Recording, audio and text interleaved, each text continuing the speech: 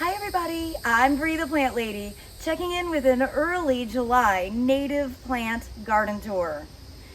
Here in this mixed property border, I am so thrilled with how all of these perennials are doing. They've been planted for just over a year, and really it looks like this bed has been planted for a decade. Though most of these plants are labeled to be full sun, here in central North Carolina, a lot of them actually do perform better in part shade. And that is exactly what this area is. And I'm just so thrilled with its performance. So let me turn this camera around and give you an up close view. So I'll go ahead and acknowledge I have not done any weeding at all. And I need to, yes, but it's just so exciting to see how all of these native plants have performed with literally zero maintenance at all. All we did was get these things planted the end of June last year, and voila, they are growing and blooming and filling in the gaps and just making all my dreams come true. So you see the Vernonia is looking great and so far rust free. We've got this blue cardinal flower starting to flower, starting to bloom, thanks to all the rain that we've been getting. Salvia lyrata is going to seed, so hopefully that seed will continue to spread. The Scutellaria and Cana is awesome. I can't say enough about that plant. I think everybody needs that. And yeah, penstemon and heuchera, Heliops, Healy something. This flower is quite pretty. I don't remember, I will look up the proper name. The Agastaches are like the most reliable bee magnet of all time. There are a bunch of bees on it. Like again, yes, there is smilax coming up through. And there's a little area here where I feel confident something that we planted didn't take. And so we've got a blank space here, which just gives me an excuse to buy some more plants. You know, I don't like blank space. Echinaceas are doing great, and oddly, I should knock on wood, not getting eaten. And then this area, which actually does get a bit more sun, is filled in so well, and the heuchera are just off the charts. I can't believe how big this heuchera villosa has gotten. And I really like the contrast with the 9-bark poking out. And yeah, all the rhododendron have done really well, and non-native but wonderful, this Carex Feather Falls is so remarkable. I'm just over the moon with how this border has turned out. The Cherokeensis, the Carex Cherokeensis over there looks really good. So overall, I'm definitely giving myself an A for this garden installation. Well, up here under the big Taxodium, this is definitely a full shade bed. So I actually was just thinking to myself, I should go ahead and dig out some of these full sun perennials, move them to that open space back there, and then just plan to go ahead and fill the rest of this bed with more native ferns, because that is the logical decision. And you know, I knew this was gonna be full shade. Last year though, this section got quite a lot of afternoon sun, but you know, the Taxodium keeps growing and it's not getting any direct sunlight at all. So it's really not an appropriate space for, I think I have some Rudbeckia and Vernonia and some Liatris. Not a huge amount of anything, and certainly easy enough to dig up and transplant. I think that that is going to be a priority, especially since the ground is nice and moist. And then I am planning on doing a native plant sale at the Fall Open Garden. So I will plan to get some landscape plugs of ferns and have them available for sale, and also be able to plant out the rest of this bed. I do hope you'll mark your calendar for Saturday, September 20th from noon to 4 p.m. to plan to attend the Fall Open Garden. the first cottage garden seed sale of the year and the native plant sale. We're also going to have some awesome art vendors here. Remember, it's free, no registration, open to the public, all ages welcome, rain or shine. And a special guest I'm irrationally excited about is the Raleigh Bubble Man is going to be here. And if you're not familiar with him, you need to follow him on Instagram. He's Raleigh Bubble Man. And he does the most incredible bubbles, just bubbles with amazing backdrops. And I randomly messaged him and he agreed to come. And I am so excited. Words can't describe my excitement. Well, as we come up this way, I do need to do some trimming on the echinacea. It's because they have flopped over pretty significantly. Baptisia are doing well, setting seed. I'm going to toss those seeds out into some open areas. Not that I really have any open areas. I love these painted ladies. It's such a beautiful time in the garden. And oh my goodness, look at all the pollinator activity on this pycnanthemum.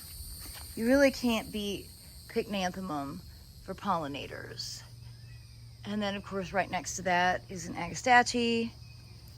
And you know, at different times of the day, earlier in the morning, the Orangium are absolutely covered in pollinators. It's such an exciting sight. And you can see that the Solidago rugosa fireworks is just starting to put on some color, which does seem early. And that cup plant, the Silphium, is doing wonderfully. Again, it's just a pollinator smorgasbord. It's so exciting to see. Well, the deer have left this little bit alone. You can see the bright eyes phlox is flowering. Otherwise, it continues to get nipped. I didn't chop any of the asters this year, and they're looking good. And I've not dealt with this section. And this was another area where I was thinking I should just dig out all of these asters, move them to that open space, and go ahead and get this planted with more phlox, even though that sounds stupid because the deer are eating the phlox so badly. Well, over to the east meets west border, you can see we've got some milkweed that has been nicely, reliably perennial. No monarchs, not here yet, haven't seen any.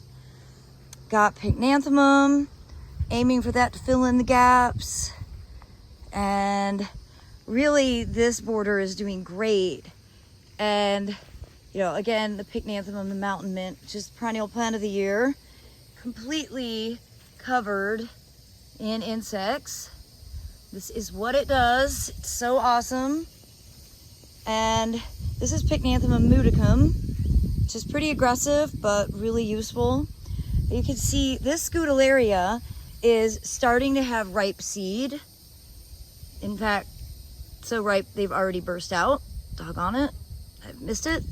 So I'm gonna go ahead and trim these back, and that will make the plant reflush and then flower again. And I really want that to be in bloom for the open garden in September.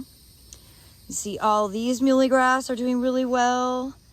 And so we pan to this bed. I'd like to come through with the lawnmower. I'm going to come through with the lawnmower and trim the edges. I don't have enough mulch to do any major mulching. It's really not necessary anyway. And so excited to see all the seed on the Viburnum dentatum. I do need to come through and trim the seed heads off of those spirea to prevent them from self-sowing everywhere. But I'm really excited to show you that the muhly grass that I transplanted is all settling in quite well.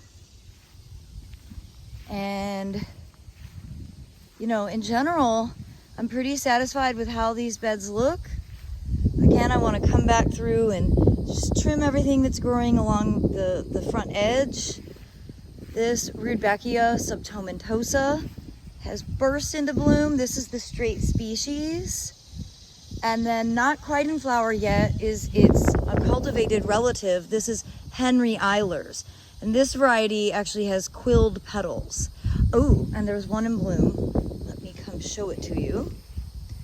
On the way there, this is a great salvia. And I really want to show you this tiny baby dragonfly. Is that not the cutest thing? Oh my goodness. You are the cutest thing I have ever seen.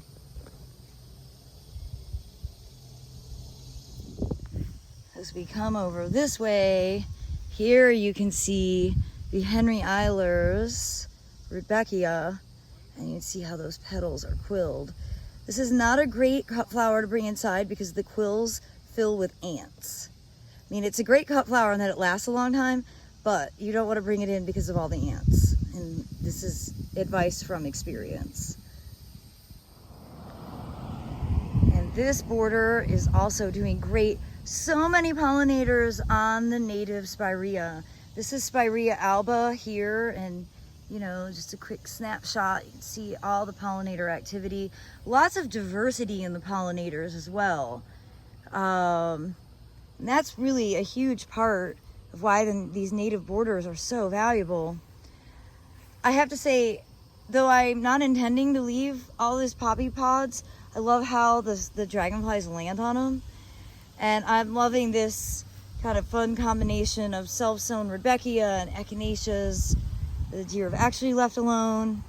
The solar cascade, solidago in full bloom, rocking and rolling. I do need to come through and just clean up some of the edges.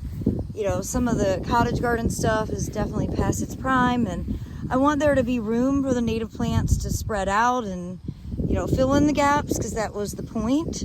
So there's a little bit of maintenance to be done in this border, but I'll probably get to that tonight when it's a bit cooler. The Monarda is still blooming. Pycnanthemum is growing strong. All the deciduous hollies are covered in berries, not colored, obviously. I love the river oats, which are doing quite well. You know, it's disappointing that I lost that redbud, but it is coming back from the root. So you could see where, let me crawl in here. The deer broke it by rubbing antlers. They literally just broke it right off. But look at all the growth that's come out, and so I just need to train it, because this is a naturally weeping form. If I don't train it up, it'll just be a ground cover. So maintenance in this bed is top priority, and this might be controversial, but I don't want pokeweed. I don't care if it's native. I don't want it in any of my borders, so when I see that, it gets pulled out immediately. And out here in the front, the heleniums are blooming, and there's definitely some room to add some other full sun stuff to this bed. So I think between the full sun stuff under that Taxodium and the full sun asters at the foundation of the White House, I have plenty of space to be able to drop those things into a better area, and then I'll really be able to concentrate on all ferns under that Taxodium. Well, everybody, I hope that you've enjoyed this early July update from my native borders here in Fuquay-Varina, North Carolina. And I do hope that you will continue to tune in so that you can watch my gardens continue to grow through the summer season. As always, thanks for watching and happy gardening.